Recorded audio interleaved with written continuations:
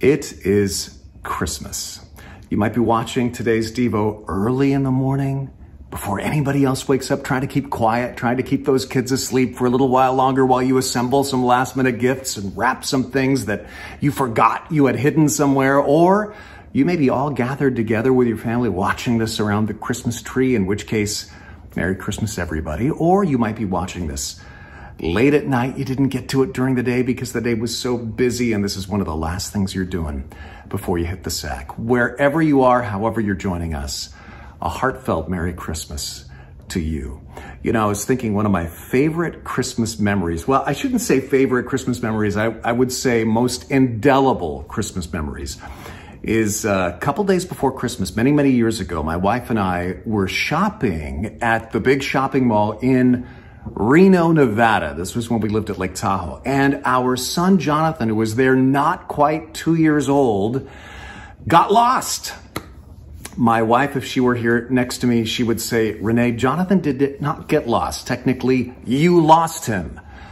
Maybe that's true. Let me describe what happened. Lori realized she had to go get some last-minute gifts. So I really say this is her fault, because she didn't get her gift giving done. But she said, Rene, I have to get a few last minute things. I don't want you to come with me because they're a secret. So you and Jonathan just play here in the middle of the mall. And Rene, keep your eyes on the baby. Don't lose him. And I said, lose the baby? That's ridiculous. I would never do that. 5 minutes later, the baby's lost. I'm looking around. Honest to goodness, it's like I looked away for a second. He's gone. And my fear turned into outright panic as I imagined he was kidnapped or something. And I'm looking around, running in circles, figuring out how to call the police. And then I see a crowd of people gathered around a display window at a men's store in the mall. And they're pointing, they're laughing. So I elbow my way to the front.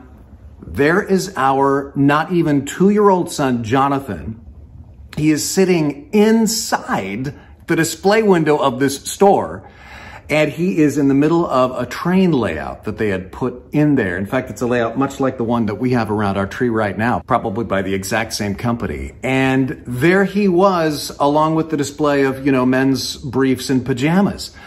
And so I tapped on the window and I said, Jonathan, get in here. Get out. And he just looked at me. What do you think he did? Completely ignored me, went back to playing with the trains and looking at the trains.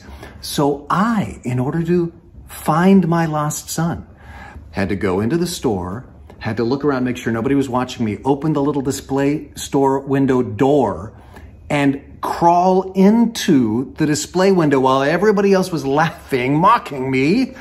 And I had to grab my son, who didn't even want to be rescued at that point, and drag him kicking and screaming out of that display store window. But no matter his behavior, I got to tell you, I hugged him so tight and made him promise never to tell his mama. No, I told her all about it. But, I thought about that memory and I thought, that's the story of Christmas, isn't it? Our Heavenly Father looked at us. We were his lost children. We'd been lured. We'd been tempted by things in the display store window.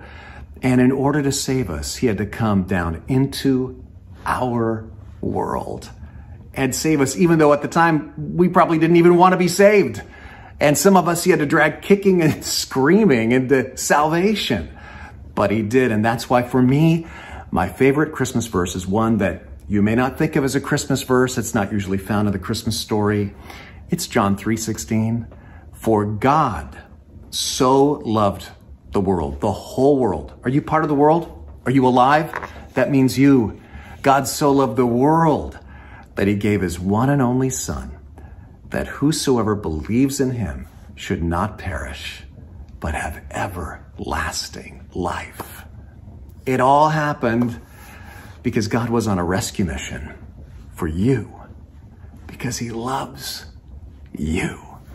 That's why he became Emmanuel, God with us, came to us as Jesus. You think about that.